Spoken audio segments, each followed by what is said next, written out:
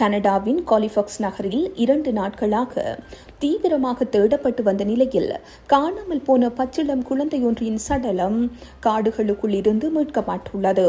இந்த சம்பவம் தொடர்பாக 2 கைது செய்யப்பட்டு அவர்கள் மீது வழக்கு பதிவு செய்யப்பட்டுள்ளது.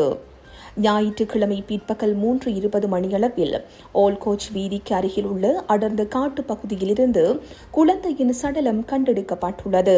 கடந்த வெள்ளிக்கிழமை இரவு 9:40 மணியளவில் பிரசவித்த உடனேயே உயிருக்கு ஆபத்தான நிலையில் பெண்ணொருவர் உள்ளூர் மருத்துவமனையொன்றில் அனுமதிக்கப்பட்டதை அடுத்து போலீசாருக்கு முதலில் தகவல் கிடைத்தது.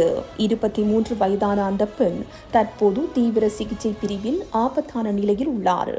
அவருக்கு ஏற்பட்ட கடுமையான உடல்நல பாதிப்பு பிரசவத்தின் போது ஏற்பட்ட அவசர மருத்துவ நிலைமைகளால் நிகழ்ந்ததே தவிர வன்முறை காரணமாக அல்ல என்று போலீசார் நம்புகின்றனர். மருத்துவமனையில் அனுமதிக்கப்பட்ட பெண்ணுடன் குழந்தை இல்லாததை அடுத்து பச்சிளம் குழந்தையை கண்டுபிடிப்பதற்கான அவசர தேடுதல் வேட்டை சனிக்கிழமை காலை தொடங்கியது. போலீசாரும் தரைவழி மீட்பு குழுவினரும் ஹாலிஃபாக்ஸின் வில்லட் வீதியில் உள்ள அடுக்குமாடி குடியிருப்பு வளாகத்தை சுற்றியுள்ள பகுதிகளில் தேடியுள்ளனர்.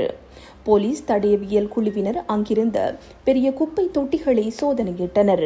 விசாரணையில் கிடைத்த புதிய தகவல்களின் அடிப்படையில் தேடுதல் திசை மாற்றப்பட்டது. பிராஸ்பெக்ட் வீதி மற்றும் அதனை சுற்றியுள்ள காட்டு பகுதியில் தேடிய போது ஓல்கோச் வீதிக்கு அருகில் குழந்தையின் சடலம் மீட்கப்பட்டது. குழந்தையின் மரணத்திற்கான துல்லியமான காரணத்தை கண்டறிய நோவா ஸ்கோடியா மருத்துவ பரிசோதகர் குழுவினர் உடற்கூற்று பரிசோதனை நடத்தியுள்ளனர். இந்த சம்பவம் தொடர்பாக சனிக்கிழமையன்று பெண்ணுக்கு தெரிந்த 4 பேர் போலீஸ் காவலில் எடுக்கப்பட்டு விசாரணைக்கு உட்படுத்தப்பட்டனர்.